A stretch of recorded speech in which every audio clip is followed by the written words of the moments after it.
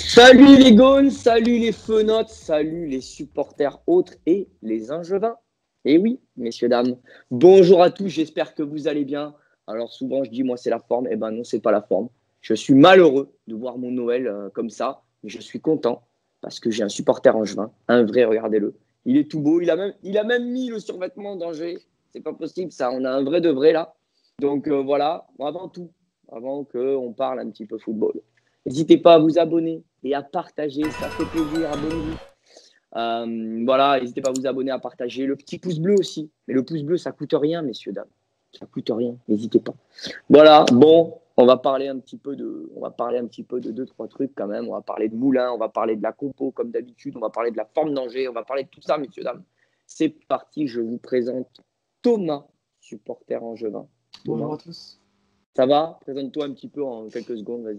Je m'appelle Thomas, je suis étudiant en mathématiques à Angers et très grand supporter du SCO depuis une quinzaine d'années. D'accord, très bien, très propre. Alors Thomas, il n'a pas trop de réseau, il m'a dit, mais tu fais partie d'un groupe C'est ça, ouais. supporters, ouais, Ouais, c'est ça? on a une grosse communauté de supporters angevins sur le forum SCO 1919. On a aussi un site, D'accord, une application et un compte Twitter qui relaie souvent les informations pendant le match, des informations autres. Voilà. d'accord. Bon, et ben voilà, et ben, c'était la petite réclame. Allez, pim, on passe au football, messieurs, c'est parti, on y va. Alors, la petite forme de Angers, raconte-nous un peu là, comment ça se passe à Angers, le classement, quel est votre dernier match, comment ça s'est passé, raconte-nous un petit peu rapidement. Oui, la forme d'Angers, c'est toujours un peu compliqué à décrire parce que bon, ça peut être très variable d'un match à l'autre. Après, En je dirais que Danti, ouais, c'est toujours un peu comme ça. En plus, on a eu peur après l'annonce du départ de Stéphane Moulin, normal. de ce que ça aurait pu être. Là, on a eu une bonne semaine quand même. Voilà, un nul face à Montpellier, une C'est propre. victoire, On a perdu c'est deux très fois, propre. nous, face à Montpellier. On avait aussi perdu à l'aller, donc ça nous a fait du bien de ne pas perdre cette fois. Mhm. Une victoire hier en Coupe de France contre Sedan, donc une place en quart de finale.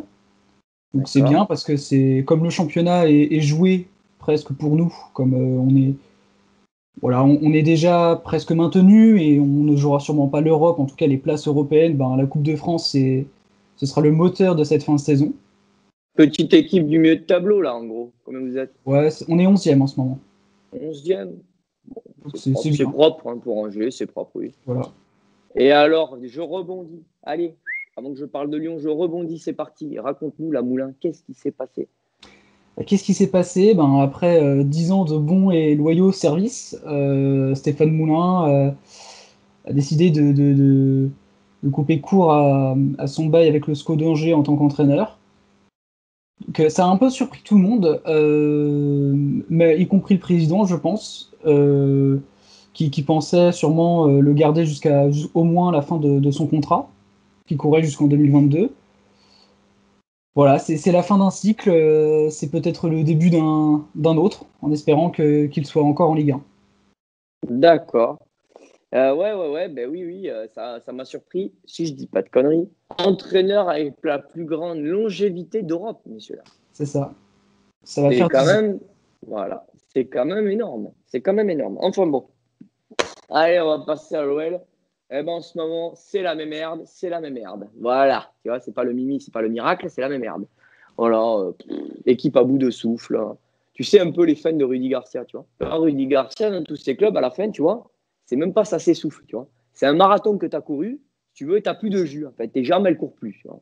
Nous, à Lyon, là, psychologiquement, d'ailleurs, même lui, il le dit, hein, en conférence de presse d'avant-match des Red Stars, il balance quand même, Rudy Garcia, je suis pas content de la mentalité des joueurs.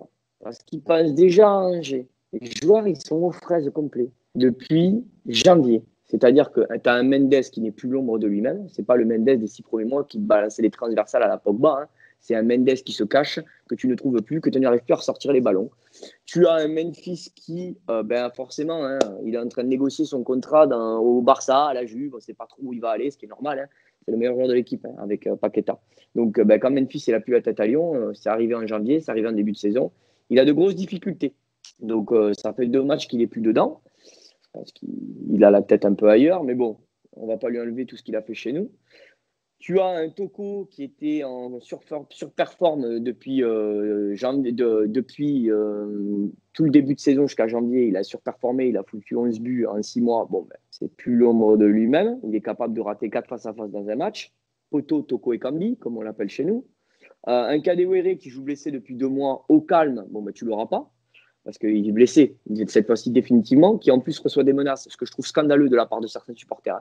S'il y en a qui ont menacé là, qui regardent la vidéo, vous êtes des petits. Vous êtes, pour pas dire un truc qui commence par un C, je le ferai pas parce que j'aurai des problèmes avec YouTube. Voilà. Ceux qui ont menacé nos propres joueurs, vous êtes des guignols, messieurs, des gros guignols. Donc Tino Kadewere, qui le pauvre rate 3 face-à-face au dernier match. On est mentalement au fond du seau. Vous nous prenez au meilleur des moments. On est au fond du ravin. Ah, ça, c'est toi qui le penses. On est en train de creuser. Je le pense pas. On a peur, on a très peur. Hein. Vous avez peur de nous, mais moi je te dis que vous avez peur du rebond. Mais là, vous prenez un Lyon à bout de souffle, complètement. Je te le dis, honnêtement. Pas bon face à Lens, pas bon face à Paris, pas bon face à. Depuis 6 mois, je te dis des bons matchs, des comptes sur la main.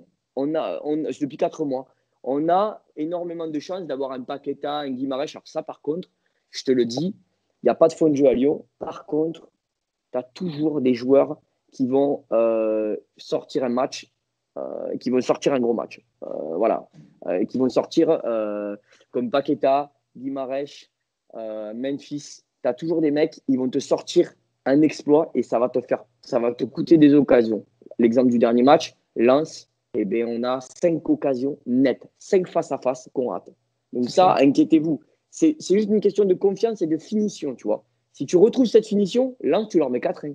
Même en étant mauvais, tu leur mets 4-1, tu as 5 face-à-face. Je suis d'accord, j'ai vu le match et c'était incroyable. C'était ce manque de réalisme dans le dernier geste. C'est aussi pour ça qu'on a peur. Ouais, c'est pour ça. Ça se joue pas à grand-chose. Parce que ça se joue pas à grand-chose. C'est ici le problème à Lyon. Le problème à Lyon, il est mental. Et cette équipe, elle est à bout de souffle psychologiquement. Physiquement pour certains, comme Dubois qui est aux fraises. Mais le problème, c'est psychologique. Enfin bon, j'ai quand même beaucoup parlé de Lyon. C'est vrai que je suis un petit peu agacé en ce moment de tout ça. Allez, on passe à la composition. Allez, balance-nous ta compo. Là, alors, je dis bien, messieurs, c'est la compo qui va donner. C'est la compo que lui, il aimerait. Pas forcément la compo que va sortir Moulin. Et je ferai la même chose pour moi. Allez, sors-nous la compo que tu aimerais avec ton joueur par. On va partir sur un 4-2-3-1. Donc une formation qui nous réussit très bien cette année. D'accord. On repart avec la même base défensive habituelle, c'est-à-dire Bernardoni dans les buts, Traoré, notre capitaine, accompagné de Thomas en centrale, Doumbia à gauche et Monceau à droite, Ibrahim Amadou et Thomas Mangani comme 2 sentinelles. Mangani, ouais. C'est un taulier celui-là.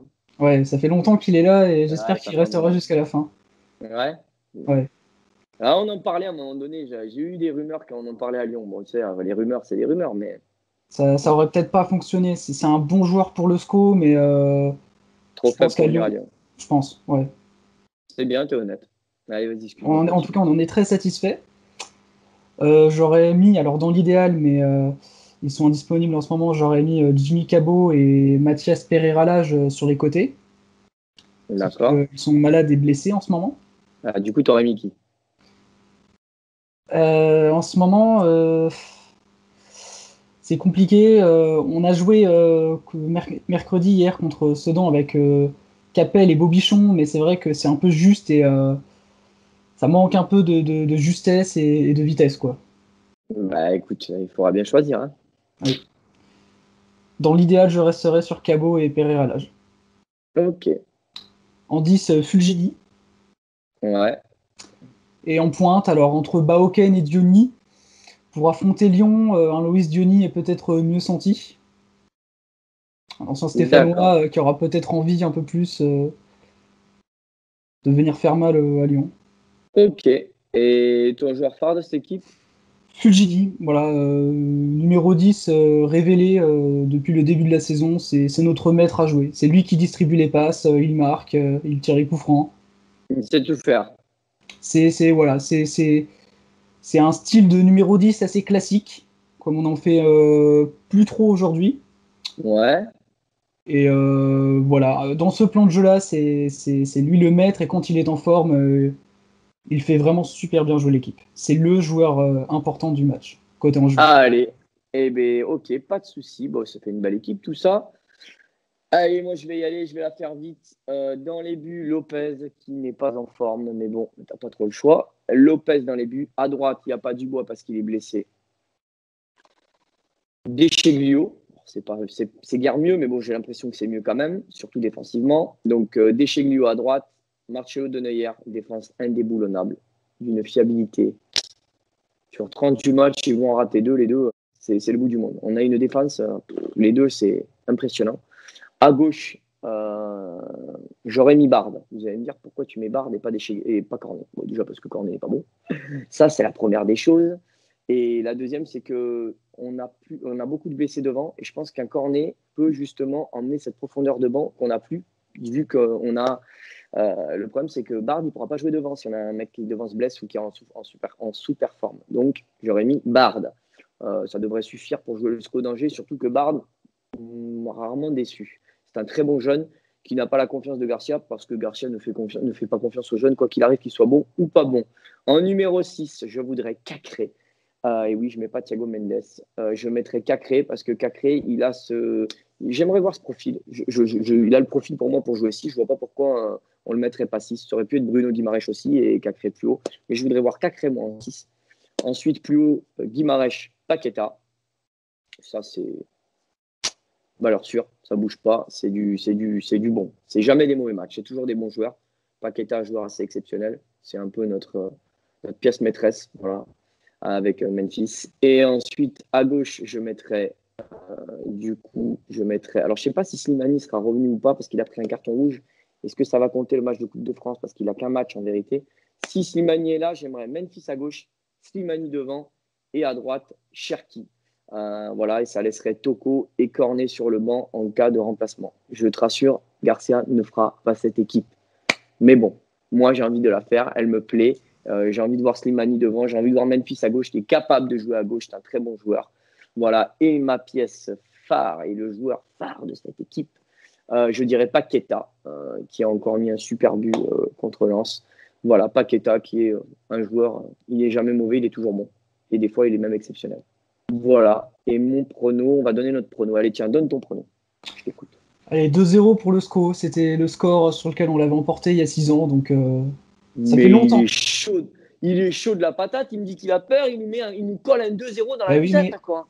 Oui, ça fait combien de temps qu'on prend des fessées face à Lyon? Il faut changer ça. Mais là, si on prend 2-0, mon pote, et je retourne à la vidéo en vidéo débrief, messieurs, j'arrache le bitume. Je vous le dis de suite. Je vous le dis de suite. Je pète tout dans la baraque. Ah non, déconne pas. Non, moi, je vois un 2-0 pour Lyon. Alors, ben oui, 2-0 pour Lyon. L'instant prono. Voilà, petit débrief terminé. Ça a été un plaisir de faire petit débrief, petit avant-match terminé. Ça a été un plaisir de faire un avant-match avec toi, un vrai supporter. Et comme je dis souvent, pas mieux qu'un supporter adverse pour parler de son équipe. Je pense que tu es assez d'accord avec cette phrase. Oui, plutôt oui. Voilà. Sur ce, je vous souhaite à tous une bonne journée. Je ne sais pas quand je vais la poster, cette vidéo. Je vous souhaite à tous une bonne journée. Je vous remercie. Comme je vous dis souvent, n'hésitez pas à vous abonner, messieurs, dames. Et surtout, je ferai un petit live à la mi-temps de Angers. Voilà, sur ma chaîne, n'hésitez pas à venir. Voilà, et surtout, n'oubliez jamais, messieurs, dames.